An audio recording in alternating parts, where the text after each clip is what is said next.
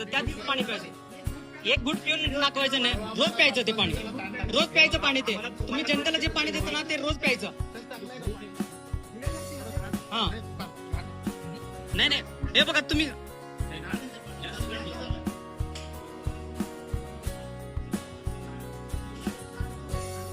फार शहाणे दिसतात.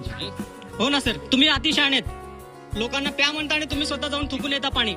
तुम्ही थुकून येता पाणी, पाणी पिलेलं नाही. ते पाणी तोंडात घेऊन फेकून थुकून आलेलं. कधी कधी होते त्या पट्ट्यात होते, त्यावेळेस आम्ही जबाबदारी घेतो काय सांगतो. त्या दिवशी जे पाणी सोडलं ना, परवा दिवशी सकाळपासून सगळं दुपारपर्यंत सगळीकडे तेच होतं. 8 दिवसाला. आणि साहेब ते पिण्यायोग्य पाणी होतं का तुम्ही सांगा. पिण्यायोग्य होतं. ही पाणी जेव्हा आलं ना साहेब त्या भागात, आमच्या माणसाने त्या साहेबांना, पड्डेपल्ली साहेबांना फोन करून विचारलं की असं असं इथं दुर्गंधीयुक्त पाणी आहे. तुमचे अधिकारी सरळ स्पष्ट म्हणतात की ते पाणी पिण्यायोग्य आहे. आणि ते पाणी पिल्यानंतर तिथल्या असंख्य नागरिकांना व्हॉमिटिंग झालंय, लूज मोशन झालंय, छाती जळजळ व्हायला, मोठ्यांना असं व्हायला, पोटात.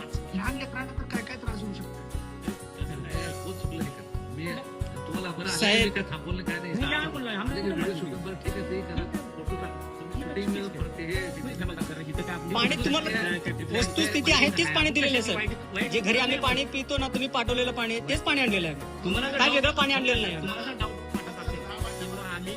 आम्ही पितो तुमच्या आम्ही ही पाणी पितो.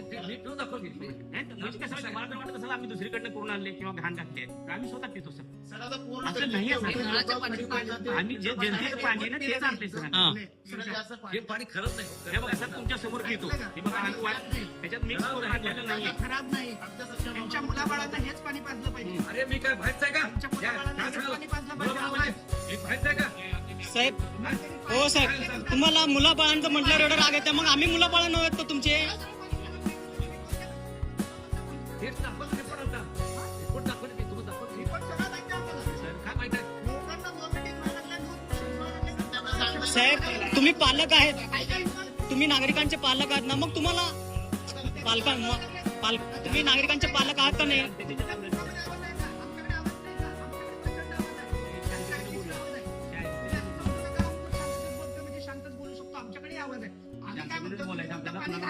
तुमच्या मुलाबाळांना हेच पाणी पाजलं इथं ना बाबा, मी काय बाहेरच आहे का? तुमच्या घरात जर फिल्टर नसेल तर मग सांगा. आजारी पडायचं नाही. तुमच्या घरात जर फिल्टर नसेल अरे हे तांब्याचं पाणी पितं. खोटं बोलू नका. सर मला काय म्हणायचं, हे बाकीच्या गोष्टी वाढवू नका. एखादा आपल्याला काय करता येईल तेवढं सांगा. आपण काय करू शकतो ह्याच्यासाठी एवढं सांगायचं. काय करायचंय? नदीचं पाणी आहे. नदी डॅममधलं जे पाणी सोडतो ना, ते सगळे मळी, ढोस, हांडे पाणी बस लागतं. त्याविषयी आम्ही काम डायरेक्ट सोडले. कुठलं नदीला सोडतो. जे ऐकायचं ना, डॅममधलं सोडेल पाणी गावातल्या बंधारे जमा करतो. ते सुरुवातीला आले की 2-3 कपर प्रत्येक वर्षी काढा तुम्ही पाणी येतं. आणि त्या दिवशी आमची लाईन पडली होती. आम्ही पंप बंद केलं आणि परत चालू केलं. ते त्याचा कडूपणा आणि जे प्युअरपणा म्हणजे बेसिक ती क्वालिटीच आहे. टेस्टिंगच्या वेळेस मला ओके दाखवतात. थोडं का क्लोरीनचं रिएक्शन झालं की थोडं व्यवस्थितपणे येतं. कसं घाण पाणी नाही तर बंद केलं असतं. साहेब पाण्याला वास आहे, गटारीचं पाणी आहे, वास येतं. गटारीचं वास येतं. म्हणून आमच्या घरचे पण सर ते पाणी आपल्याला नदीत सोडू शकतो. हातानेवाले मळीचं पाणी सोडू शकतो. काय मग आपण काय आता पुण्याचं सगळं गटरूचंच पाणी पितो. तो भाग आपल्याला बाकीच्याच नाही. आपण सोलापूरसाठी बोलावलं सर. सोलापूरचंच पुण्यातलं सगळं ड्रेनेजचं डॅम वजनी देते तेच चांगलं फिल्टर करून देतात. हे पाणी पिते. साहेब आपलं सोलापूर स्मार्ट सिटी, आपण गटरीचं पाणी पितोय. आपण सोलापूर स्मार्ट सिटीत राहतो आणि गटरीचं पाणी पितोय, बरोबर आहे? गटरीचं पाणी पितोय आपण. बंधनं वगैरे करू शकत नाही का?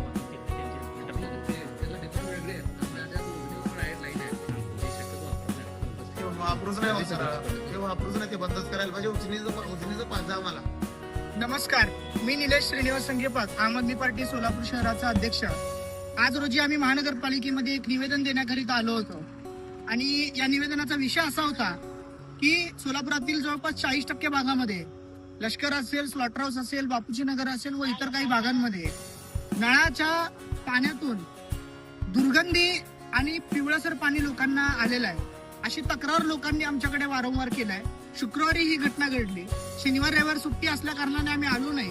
आज सोमवारी आम्ही जे पाणी नागरिकांना नळातून दिलं गेलेलं आहे पिण्यासाठी, ते पाणी आम्ही अधिकारी साहेबांना दाखवायला आलो होतो की साहेब असं शुक्रवारी नागरिकांना दूषित पाणी आलेलं आहे. हे पाणी पिल्याच्या नंतर लोकांना व्हॉमिटिंग झालंय, लोकांना लूज मोशन झालेले आहेत. हा प्रकार अतिशय गंभीर आहे. तर साहेबांनी असं मला स्पष्ट सांगितलं की हे पाणी पिण्यायोग्य आहे. मग त्याच्यानंतर आम्ही साहेबांना म्हणले की साहेब आम्ही घरातूनच पाणी आणलंय, जे पाणी तुम्ही आम्हाला पिण्यासाठी दिलंय ते पाणी तुम्ही प्या. तर त्यांनी शेवटी पाणी एक घोट घेतला, परंतु ते घोट सुद्धा त्यांनी पिलं नाही, तोंडामध्ये तसंच ठेवलं आणि ते थुकले.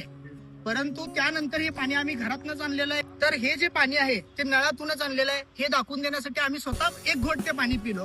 त्याच्यानंतर सुद्धा अधिकाऱ्यांना पाणी पिलेलं आहे. म्हणजे हे पाणी तुम्ही नागरिकांना देताय, तुम्ही स्वतः पिऊ शकत नाही, तर मायबाप जनतेला आणि गोरगरिबांना हे पाणी का देताय असा आम्ही त्यांना प्रश्न विचारलाय. आणि त्यांना निवेदनाद्वारे आम्ही मागणी केलेली आहे की जे काय संबंधित भागामध्ये पाणी पुरवठा झालेला आहे ते तात्काळ स्वच्छ करा, स्वच्छ पाणी पुरवठा करा. त्याच्यानंतर लाईन मध्ये जे गटारीचे पाणी मिसळत आहे त्याच्यामध्ये कुठे दोष असेल तर ते दुरुस्त करा. तसेच संबंधित जे पाणी आहे त्याचे नमुने प्रयोगशाळेत पाठवा. त्याच्यानंतर लोकांच्या आरोग्याच्या दृष्टीने शिबिर घ्या, आरोग्य शिबिर जे लोकांना आता त्रास झालेला आहे. आणि या सगळ्यासोबत आम्ही साहेबांना हे सुद्धा विनंती केली की तुम्ही सुद्धा थोडं संवेदनशीलतेने विचार करा आणि जनतेला पिण्यायोग्य चांगलं पाणी द्या. ताज्या बातम्यांसह ठळक घडामोडी पाहण्यासाठी आजच डीडी दर्पण न्यूजला लाईक करा, शेअर करा व सबस्क्राईब करायला विसरू नका.